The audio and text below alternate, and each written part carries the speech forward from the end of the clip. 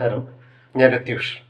കേരള നിയമസഭയുടെ പുസ്തകോത്സവവുമായി ബന്ധപ്പെട്ട് ഒരു കഥ പറയൽ മത്സരം സംഘടിപ്പിക്കുന്നതിലേക്ക് എൻ്റെ ഒരു കൊച്ചു കഥയാണ് ഞാൻ ഇവിടെ പറയാൻ ഉദ്ദേശിക്കുന്നത്. ഇതൊരു പക്ഷേ വാമൊഴിയായി എനിക്ക് പകർന്നു കിട്ടിയ അമ്മയുടെ അമ്മയിൽ നിന്നും പകർന്നു കിട്ടിയ ഒരു കഥയാണ്. വരമൊഴി എന്ന രൂപത്തിൽ, എഴുത്തിന്റെ രൂപത്തിൽ പുസ്തകങ്ങളിലോ പാഠപുസ്തകങ്ങളിലോ നമുക്ക് കാണാൻ സാധിക്കില്ല. പാലക്കാട് പ്രത്യേകിച്ച് നാട്ടുകാർക്കിടയിൽ ഒരു പഴമൊഴിയുണ്ട്, വിട്ടിട്ടും വിടുന്നില്ല കമ്പിളിക്കെട്ട്. നമുക്കറിയാൻ പറ്റും, ചില ആളുകൾ ഒരു ചൊറ പോലെ നമ്മളെ എന്നും ഇങ്ങനെ പിടിച്ചുകൊണ്ടിരിക്കും.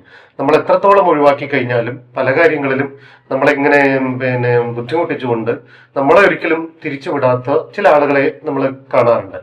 അപ്പൊ അത്തരം ആളുകളെ ഉദ്ദേശിച്ചുകൊണ്ടുള്ള ഒരു പഴമൊഴി കൂടിയാണ്. പക്ഷെ ഇത് പിറവിയെടുക്കുന്നത് ഒരു കഥയിൽ നിന്നാണ് എന്നുള്ളതാണ്. അപ്പോൾ പാലക്കാട് പൊതുവെ പാടങ്ങളും അതുപോലെ തന്നെ പുഴകളും ധാരാളമുള്ള സ്ഥലമാണെന്ന് നമുക്ക് എല്ലാവർക്കും അറിയാം. അപ്പൊ പഴയൊരു കാലത്തുള്ള ജലസമൃദ്ധിയും അതുപോലെ തന്നെ കാർഷിക സമൃദ്ധിയൊക്കെ ഒന്നും നമ്മൾ ഊഹിച്ചു കഴിഞ്ഞാൽ തന്നെ മനസ്സിലാക്കാൻ പറ്റും. അങ്ങനെ ഇരിക്കെ പുഴയിലൂടെ നല്ല കർക്കിടക മാസത്തിൽ കലങ്ങി കുത്തിക്കൊണ്ട് കൊങ്ങച്ചേറും വെള്ളവും ഒക്കെ ഇങ്ങനെ ഒഴുകി വരും. ഈ ഒഴുകി വരുന്ന സമയത്ത് ഒരുപക്ഷെ ഈ പുഴ പിന്നീട് അമ്മൂമ്മയുടെ കഥകളിലുള്ള ഈ പുഴ എന്താണെന്ന് ഇപ്പോൾ ഭൂപടമൊക്കെ ഞാൻ വെച്ച് നോക്കുന്ന സമയത്ത് അത് ഭാരതപ്പുഴയുടെ പോഷക നദിയായിട്ടുള്ള ഗായത്രി പുഴയാണ്. അപ്പൊ ഈ ഗായത്രി പുഴ ഉത്ഭവിക്കുന്നത് നമ്മുടെ സഖ്യപർവ്വത സാധനങ്ങളിൽ നിന്ന് തന്നെയാണ്. അതായത് ഞങ്ങളുടെ നാട്ടിലാണെങ്കിൽ നെല്ലിയാമ്പതി മലനിരകൾ, അതും അല്ലെങ്കിൽ കുറച്ചും കൂടി പ്രാദേശികമായ ഭാഷയിൽ പറഞ്ഞു കഴിഞ്ഞാൽ തെന്മലയുടെ താഴ്വാരങ്ങളിൽ നിന്നൊക്കെയാണ് ഇത് ഉത്ഭവിക്കുന്നത്.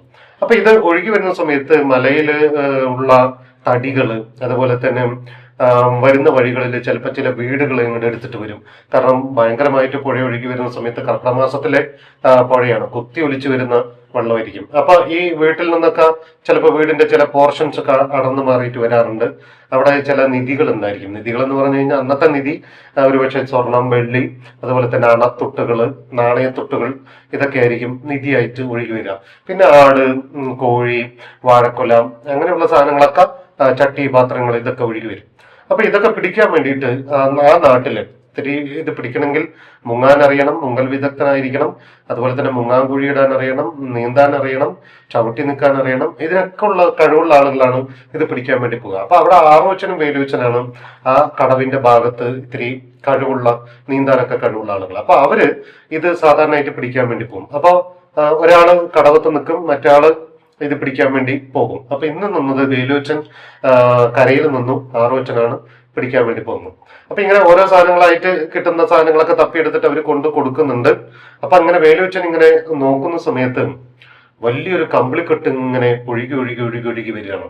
അപ്പോ വേലുവച്ചൻ പറഞ്ഞു ആറോച്ചനോട്, ഒരു കമ്പിളിക്കെട്ട് ഒഴുകി വരുന്നുണ്ട്. സാധാരണയായിട്ട് കമ്പിളിക്കെട്ട് എന്ന് പറയുന്നത് ആളുകൾ അന്ന് പഴയ കാലത്ത് അലമാരിയൊന്നും ഇല്ലാത്ത കണ്ട് അവരുടെ പണം അല്ലെങ്കിൽ തുട്ടുകൾ, അണകള്, അതുപോലെ തന്നെ സ്വർണത്തിന്റെ ആഭരണങ്ങൾ, വെള്ളിയുടെ ആഭരണങ്ങളെല്ലാം സൂക്ഷിച്ച് കള്ളന്മാര് കണ്ടു കഴിഞ്ഞാൽ അറിയാത്ത രീതിയിൽ സൂക്ഷിക്കാൻ ഏറ്റവും നല്ല വഴി കമ്പിളിയിലൊക്കെ പൊതിഞ്ഞു സൂക്ഷിക്കുക എന്നുള്ള. അപ്പൊ എന്തോ ഒരു നിധിയാണ് ഒഴുകി വരുന്നത് എന്നുള്ളത് മനസ്സിലായി. അപ്പോൾ അത് കാണിച്ചു കൊടുത്തു വേലുവച്ചൻ. ആറോച്ചൻ അതിനെ ഓടിച്ചെന്ന് പിടിക്കുകയും ചെയ്തു, നീതിച്ചെന്ന് പിടിക്കുകയും ചെയ്തു. പിടിച്ചപ്പോ കമ്പിളിക്കെട്ട് തിരിച്ചങ്ങോട്ട് പിടിക്കാൻ തുടങ്ങി. എന്നാൽ കമ്പിളിക്കെട്ടിനെ പിടിച്ച് കയറ്റാൻ ശ്രമിക്കുന്നുണ്ടെങ്കിലും കമ്പിളിക്കെട്ട് കയറി വരുന്നില്ല. അപ്പൊ കുറെ ഈ വെള്ളമൊക്കെ ഭയങ്കരമായിട്ട് കുത്തൊലിച്ചു വരികയാണ്, നല്ല മഴയുണ്ട്. അപ്പോ വേലുവച്ചൻ പറഞ്ഞു, കിട്ടുന്നില്ലെങ്കിൽ വിട്, വെറുതെ ചാകാൻ വേണ്ടി നിൽക്കണ്ട, അപ്പൊ അതിനെയും വിട്ടിട്ട് ഇങ്ങോട്ട് തിരിച്ചു വരാൻ വേണ്ടി പറഞ്ഞു. അപ്പോ ആറോച്ചൻ പറയുന്നത്, ഉറക്കം വിളിച്ച് പറയുന്നുണ്ട്, അയ്യോ ഇട്ടിട്ടും വിടുന്നില്ല ഈ കമ്പിളിക്കെട്ട് എന്ന് പറയുന്നുണ്ട്.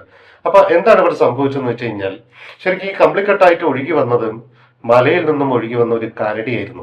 അപ്പൊ കരടിനെയാണ് നമ്മൾ നിധി എന്ന രീതിയിൽ നമ്മളുടെ ആറോച്ചൻ പോയി പിടിച്ചത്.